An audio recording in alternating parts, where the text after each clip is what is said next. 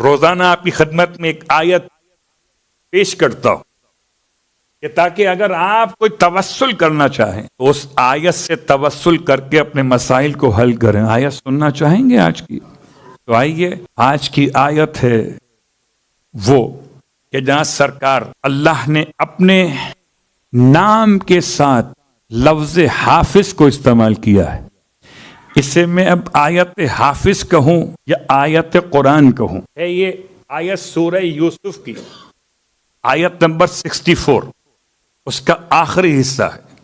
بہت مجرب آیت، اور میں نے آج خود عمل کیا ہے اس آیت پر، اور اس کا تجربہ خود کر کے آج ہی بیان کر رہا ہوں. صلوات پڑھیں محمد و آل محمد.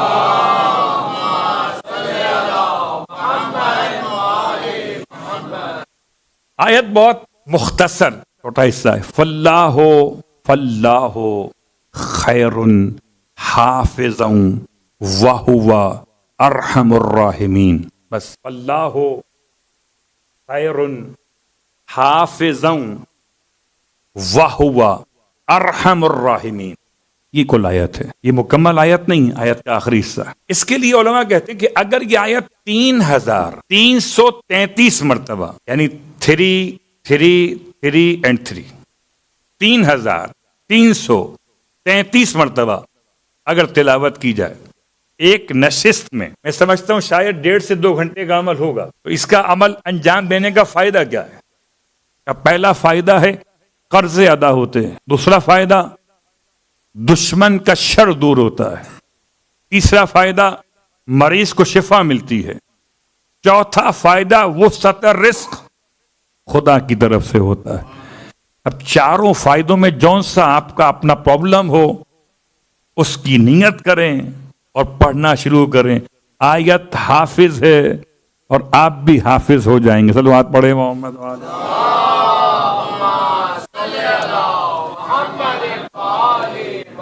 مگر فیگر وہی ہے 3333 مرتبہ، اس سے کم میں نہیں ہے.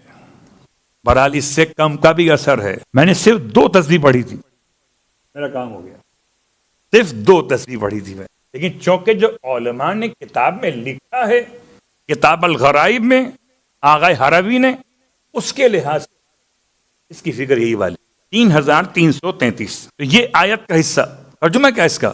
بہت آسان ہے. واللہ خیر حافظا. بس اللہ وہ ہے جو بہترین محافظ رکھنے والا ہے، حفاظت کرنے والا ہے. اور یہیں سے جملہ مجھے یاد آتا ہے مولا کائنات علی ابن ابی طالب علیہ الصلوۃ والسلام.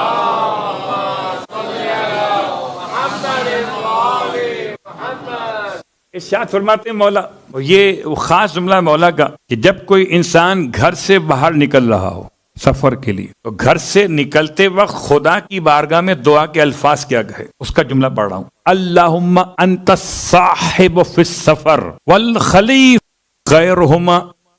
اے پروردگار، تو ہے میرے ساتھ ساتھ سفر میں چلنے والا، اور تو ہی ہے میرے پیچھے میرے گھر میں رہنے والا. اور یہ دونوں باتیں تیرے علاوہ کسی اور میں جمع نہیں ہو سکتی. اس لیے کہ لأن المستصحب لا یکون مستخلفا. جو ساتھ چل رہا ہوگا وہ پیچھے گھر میں نہیں رہ سکتا. والمستخلفا لا یکون مستصحبا. اور جو پیچھے گھر میں رہ جائے وہ ساتھ نہیں چلتا. وہ خدا ہے، ساتھ بھی چلتا ہے، پیچھے گھر میں بھی ہوتا ہے. گھر سے نکلتے ہوئے آپ کہتے ہیں گھر والوں خدا حافظ، گھر والے آپ سے کیا کہتے ہیں؟ خدا حافظ. تو یہاں پہ حافظ کون؟ خدا. آپ کے ساتھ حافظ کون؟ پھر بھی سمجھ میں خدا نہ آیا. اللہ خیر حافظا. اللہ بہترین حافظ ہے، حفاظت کرنے والا. وَهُوَ ارحم الراحمین. اور وہ رحم کرنے والوں میں سب سے بڑا رحم کرنے والا ہے. آیت مکمل ہو گئی، گفتگو یہاں تمام. جہنم کے دروازے بھی اتنے ہی ہیں، جنت کے دروازے زیادہ ہیں، جہنم کے دروازے اس سے کم ہیں. کیا مطلب ہے اس کا؟ جنت میں جانے والے کتنے ہوں گے؟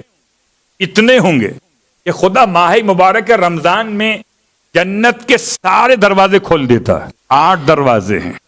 اور 8 کے 8 کھول دیتا ہے. بھئی اگر اتنا بڑا مجمع آنے والا ہو تو دروازے کم کھلیں گے، رش لگ جائے گا. تو اس نے 8 کے 8 دروازے کھول دیے تاکہ اگر سب کے سب جنت میں آنا چاہیں تو راستے میں کوئی رش نہ لگے، لائن نہ لگے.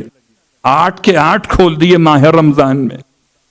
اور جہنم کے 7 دروازے 7 کے 7 بند کر دیے. لیکن جب 7 کے 7 بند ہو گئے تو پھر ماہ رمضان میں کوئی جہنم میں جائے گا نہیں. اور اگر کوئی ماہ رمضان میں جہنم میں نہیں جائے گا، کیا مطلب ہے کوئی گناہ نہیں کرنے والا ہوگا. اس کو سمجھایا معصوم نے کہ 4 دروازے جہنم کے ایسے ہیں ان کی ڈپلیکیٹ چابیاں ہیں.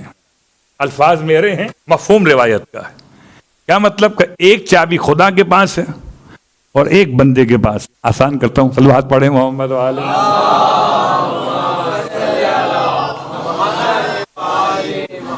کبھی کبھی ایسا ہوتا ہے نا کہ آپ نے دروازے کھڑکیاں بند کی، باہر بہت ٹھنڈی ہوا تھی. اب اگر 7 کھڑکیاں آپ نے 7 بند کر دی، پیچھے سے آپ کا بچہ آیا، اس نے آ کے ایک کھڑکی کھول دی، آپ نے سب بند کر دی تھی، اس نے کھول دی آ کے، تو ٹھنڈی ہوا اس کو لگے گی نہیں لگے گی؟ بالکل ایسا ہی ماہ رمضان میں ہوتا ہے. یہ 4 دروازے ایسے ہیں جو انسان کے اپنے اختیار میں. پہلے دروازے کا نام ہے انسان کی نگاہوں کا دروازہ. اگر ماہ رمضان میں حرام مناظر پہ نگاہ کرتا ہے، اسے دیکھنا خدا نے حرام قرار دیا ہے، تو وہ والا گیٹ کھل جاتا ہے. ماہ رمضان کے اندر بھی کھل جاتا ہے، خدا نے بند کر دیا ہے. لیکن اگر کوئی اپنے ہاتھ سے کھولنا چاہے، یاد رکھیے خدا نے انسان کو مجبور پیدا نہیں کیا ہے. خدا نے انسان کو اختیار دیا ہے، چاہے تو جنتی بنے چاہے تو جہنمی بنے. تو ماہ رمضان میں بھی تو اختیار ہوگا.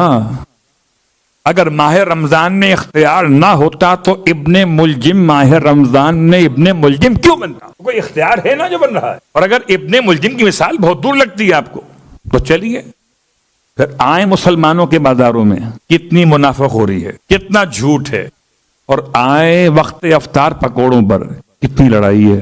یہ سب کیا ہو رہا ہے؟ اگر جہنم کے دروازے بند ہیں، رشوت ماہ رمضان میں، جھوٹ ماہ رمضان میں، آنکھوں کا زنا ماہ رمضان میں، کیسے ممکن ہے؟ بات واضح ہو رہی ہے.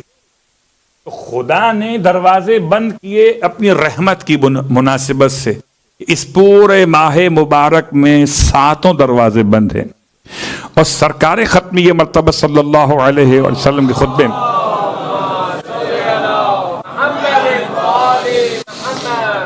آپ ارشاد فرماتے ہیں، اب خدا سے یہ دعا کرو، سوال کرو، تم پہ یہ بند دروازے کھلنے نہ پائیں. اگر کھلنے کا کوئی چانس نہیں ہوتا تو پیغمبر کیوں فرماتے کہ دعا کرو؟ کوئی چانس ہے تو بتا رہے نا. ایک دروازہ وہ ہے جس کا تعلق میری اور آپ کی آنکھوں سے. تو ماہ رمضان میں اگر آنکھوں کو بچا کے نہ رکھا تو وہ والا ایک گیٹ کھل جائے گا، اس کی چابی ڈپلیکیٹ آپ کے پاس ہے. اب پہنچ گئے مت. ایک خدا کے پاس ہے، ایک آپ کے پاس. دوسری کیفیت ان دروازوں میں سے دروازے کی جو کھل سکتا ہے، آپ کے میرے کانوں کا دروازہ. غیبت سنے، غنا سنے اور چاہت کے ساتھ سنے تو ماہ رمضان میں بھی تو دروازہ کھولے گا جہنم کا. اور یہ دروازہ میں اور آپ خود کھول لیں. جیسے کوئی بچہ ضد کرے، ماں باپ نے دروازے بند کیے تھے، سردی ہے باہر بہت زیادہ، ٹھنڈی ہوا اندر آ سکتی ہے، اور بچہ ماں باپ کی نافرمانی کرتے ہوئے کوئی دروازہ کھول دے تو ٹھنڈی ہوا کا اثر کس کو ہوگا؟ بچے کو. کانوں کا دروازہ. جب غیبت سنیں گے، جب غنا سنیں گے تو یہ گیٹ کھل جائے گا. اور تیسرا دروازہ، میں بہت جلدی جلدی بات کو مکمل کر رہا ہوں، یہ دروازہ انسان کی زبان سے متعلق. جب جھوٹ بولیں گے، غیبت کریں گے، گالیاں دیں گے تو وہ دروازہ جو بند ہے وہ کھل جائے گا. اب مرضی ہے آپ کی دروازہ جو خدا نے بند کر دیا تھا اس سے کھلوانے پر زور لگا رہے ہیں. یعنی کیا مطلب کہ ماہ مبارک رمضان میں اگر کوئی گناہگار گناہ کرنا چاہے تو کیا فرشتے سے روک دیتے ہیں؟ اور اگر کوئی گناہ کرے گا تو کوئی جہنم میں نہیں جائے گا اس بنیاد پر کہ ماہ رمضان نے کیا تھا؟ اگر ایسا ہوتا تو قبلہ پورے 11 مہینے کے جمع کر کے رکھتے کہ جو کرنا ہے برائی ماہ رمضان میں کریں گے، اس میں حساب ہی نہیں ہوگا. چوتھا اور آخری، اور وہ ہے انسان کا لقمہ حرام سے اپنے آپ کو بچانا. اگر نہیں بچایا، افطار کیا حرام سے. ابھی آپ سن رہے تھے نا مسائل کو، کہ اگر کوئی گناہوں کا سفر اختیار کرے تو نماز بھی پوری اور روزہ بھی رکھے اور جہنم میں بھی جائے. کیا کہنے اس نمازی کے، نماز پڑھ کے جہنم میں جائے گا، روزہ رکھ کے جہنم میں جائے گا، اس لیے کہ اس نے گناہ کا ارادہ کیا ہے۔ اور اگر گناہ کا ارادہ نمازی کو جہنم میں لے جاتا ہے تو مولا کی محبت کا ارادہ انسان کو جنت میں لے جائے۔ اس لیے چوتھا دروازہ ہے انسان کے لیے کہ اپنے آپ کو حرام غذاؤں سے بچائے، حرام نگاہوں سے، حرام آوازوں سے، حرام الفاظ سے اور حرام غذاؤں سے۔ چاروں مکمل ہو گئے۔ بات سے بات یہاں تک آ گئی تھی، میں نے چاہا کہ